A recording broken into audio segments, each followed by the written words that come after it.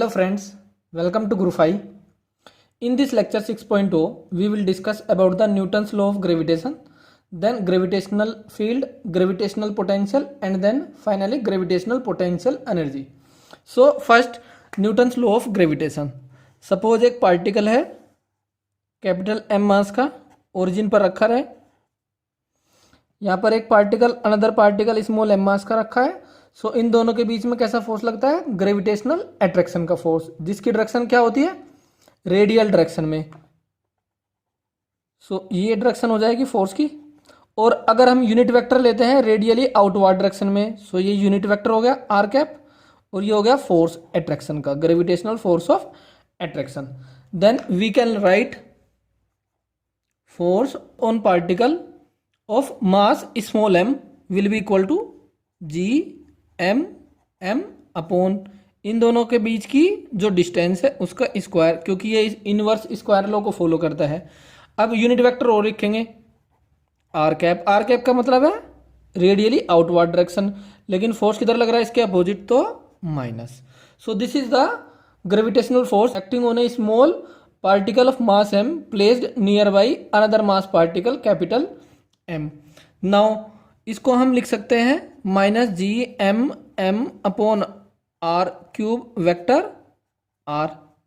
This can be written as del minus 1 upon r, क्योंकि हमें पता है डेल आर की पावर n इक्वल टू होता है n आर की power n minus 2 vector r. ठीक है जी, तो इसको अप्लाई करेंगे तो ये यही आ जाएगा, क्योंकि n की वैल्यू कितनी है यहाँ पर? -1 पुट करके चेक करो तो -1 आर की पावर -3 और vector r. So this can be written as minus del minus G M M upon r, और इसको हम लिख सकते हैं माइनस डेल यू। सो जब f इस फॉर्म में लिख सकते हैं हम फोर्स को, सो जो फोर्स होता है वो हो जाता है conservative force. So f is conservative, और जो ये फंक्शन हो गया u, it is called as potential energy function. तो यहां पे हो गया है ग्रेविटेशनल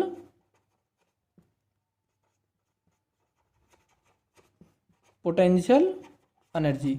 ये जो कंडीशन होती है इसको बोलते हैं sufficient condition to prove the force is conservative. तो ये हम पहले डिस्कस कर चुके हैं। So now F upon m equal to minus del U upon m। ये क्या हो गया? Force per unit mass, this is called as gravitational field. This is potential energy per unit mass, this is called as gravitational potential. So यहां से आ जाएगा E gravitational field equal to minus del V। This is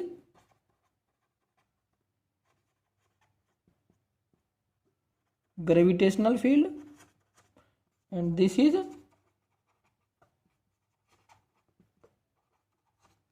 gravitational potential। तो force आ गया हमारा minus del u and gravitational field is minus del v. हम इससे ये भी लिख सकते हैं d u equal to minus f dot d r, और इससे लिख सकते हैं d v equal to minus e dot d r. So change in potential energy is equal to negative of the work done by gravitational force, and change in gravitational potential is equal to negative of the dot product between gravitational field and the displacement vector. For point मास,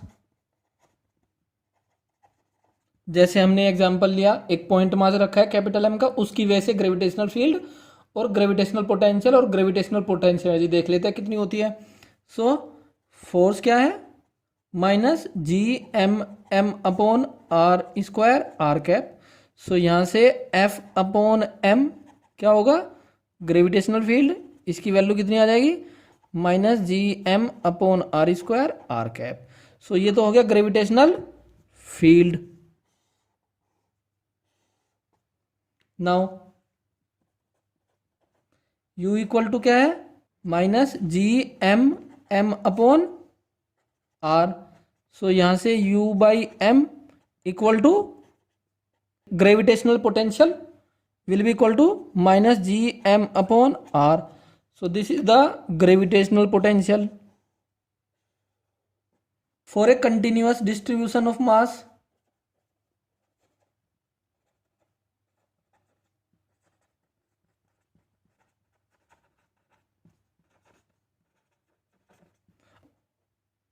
एक छोटा सा मास लेंगे dm का, उसकी वजह से calculate करेंगे g dm upon are square और आर कैप, ये हो गया small gravitational field.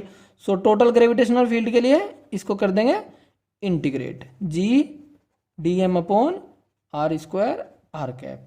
Similarly dv equal to हो जाएगा minus g dm upon are. So total potential के लिए इसको इंटीग्रेट कर देंगे. सो पोटेंशियल को हम यहां से भी कैलकुलेट कर सकते हैं, क्योंकि हमने ग्रेविटेशनल फील्ड कैलकुलेट कर लिया, तो उसकी वैल्यू यहां पुट करेंगे, इसको इंटीग्रेट कर देंगे, तो ऐसे भी कैलकुलेट कर सकते हैं. या फिर ग्रेविटेशनल फील्ड अगर हमें कैलकुलेट करना है तो v की वैल्यू जो निकाली है उसको पुट कर दो. सो इसका यूज करके हम v और e को कैलकुलेट कर सकते हैं. अगर v पता है तो e को कैलकुलेट कर सकते हैं, और अगर e पता है तो v को कैलकुलेट कर सकते हैं. सो ये अनदर मेथड है e और v को कैलकुलेट करने का. In the next lecture we will discuss about the Gauss law for gravitation, Poisson's equation and the Laplace equation.